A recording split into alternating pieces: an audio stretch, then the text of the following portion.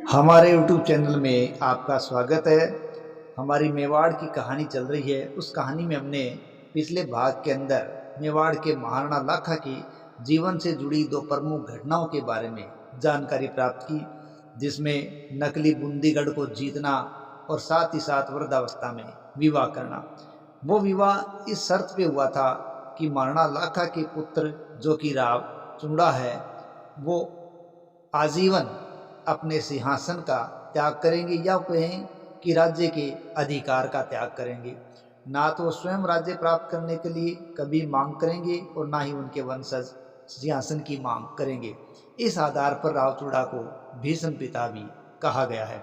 उसी कहानी में आज उस शर्त के आधार पर जब राणा लाखा के पुत्र मोकल शासक बनते हैं तो उसके आगे की गाथा आज की इस कड़ी के अंदर हम जानेंगे। तो चलिए जानते हैं। तो जब महाराणा लाखा की मृत्यु हो गई तो इस शर्त के मुताबिक महाराणा मोकल शासक बने। देखिए, महाराणा मोकल जब शासक बने तो उनको राज तिलक है उमर चूड़ा नहीं किया। उन्होंने कहा था मैं आजीवन राज्य की रक्षा करूंगा, और उन्होंने इस बात का अक्षरशः पालन भी किया और एक प्रकार से मोकल को संरक्षण दिया, क्योंकि जब मोकल शासक बने तो उनकी अल्पायु थी, वो 12 वर्ष के शासक बने थे और उनका राज्याभिषेक 1421 में हुआ था। और 12 वर्ष के अल्प शासन काल के बाद ही 12 वर्ष शासन करने के पश्चात 1433 में उनकी मृत्यु हो गई थी। हालांकि ये मृत्यु स्वाभाविक नहीं थी, बल्कि उनकी हत्या की गई थी। हालांकि उमर चूड़ा है, उन्होंने अपनी बात का, अपनी शपथ का अक्षर से पालन किया, लेकिन मोकल की मां हंसाबाई ऐसा कोई मौका नहीं छोड़ती थी जिसके द्वारा वो उमर चूड़ा को कुछ न कुछ कह न सके, और वो उनको सबकी निगाह से देखती थी। तो इस प्रकार उमर चूड़ा को भी एहसास हो गया था कि मेवाड़ में उसका कोई सम्मान नहीं है, और मेवाड़ में वो जब तक रहेगा हंसाबाई उसको सबकी निगाह से ही देखेगी। इसलिए महाराणा मोकल को शासक बनाने के पश्चात कुछ समय पश्चात वो मालवा के सरदार के यहाँ चले गए और मालवा मांडू के शासक हुसैन शाह के दरबार में उनको सह सम्मान रख लिया गया। इस प्रकार राव चूड़ा है वो मांडू चले गए।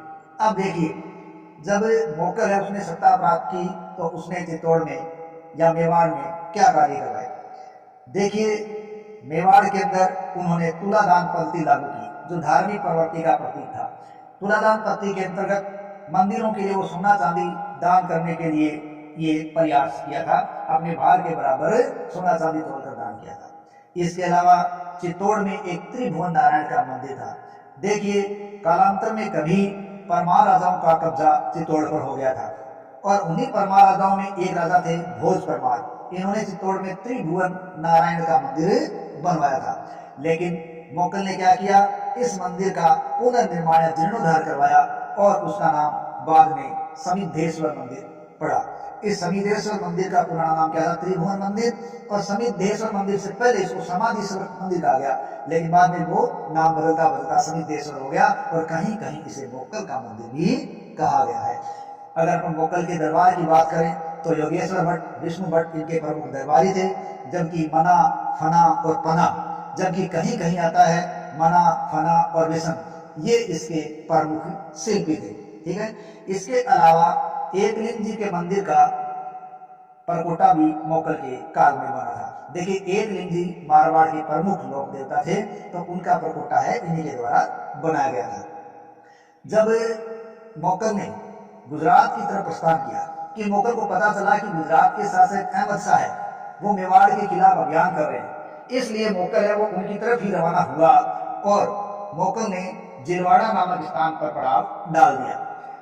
अब जिरवाड़ा नामक स्थान पर पड़ाव डाला, वो एक शिविर में बैठे शाम को युद्ध की रणनीति पर ही विचार कर रहे थे। तभी चाचा, मेरा और महपा कुमार वहां पहुंचे। देखिए, चाचा और मेरा कौन थे, ये मेवाड़ के शासक छतर सिंह की उपपत्नी या दासी खातिन के पुत्र थे चाचा और मेरा, और छतर सिंह कौन थे, वो मोकल के दादा थे। ठीक है, तो उसकी उपपत्नी या दासी के पुत्र चाचा में मेरा ने क्या कर दी, मोकल की धोखे से हत्या कर दी, और इस कार्य में महपा पंवार ने उनका सहयोग किया था। इस प्रकार मोकल को कुछ ज्यादा काम करने का मौका भी नहीं मिल पाया। और कहते हैं कि चाचा मेरा और महपा पंवार की प्लानिंग थी कि मोकल के पुत्र कुंभा को भी मार दिया जाए, लेकिन कुंभा किसी तरह वहां से बचकर मेवाड़ भाग निकले। और बाद में हंसाबाई को जब उन्होंने दादी को सारी बात बताई, दादी ने रणमल को बुलाया और उन्होंने चाचा मेरा की तरफ प्रस्थान करवाया। तो चाचा और मेरा मालवा की तरफ भाग गए, लेकिन बाद में रणमल के द्वारा उनको मरवा दिया गया था। इस प्रकार ये बदला लिया गया और मोकल की हत्या के बाद कुंभा मेवाड़ के शासक बने, जिनकी एक अलग ही कहानी बनी और वो बड़े चर्चित हुए मेवाड़ के महाराणा कुंभा। तो अगले पार्ट का इंतजार कीजिए, जिसमें हम मेवाड़ के महाराणा कुंभा की यशस्वी गाथा की चर्चा करेंगे। धन्यवाद।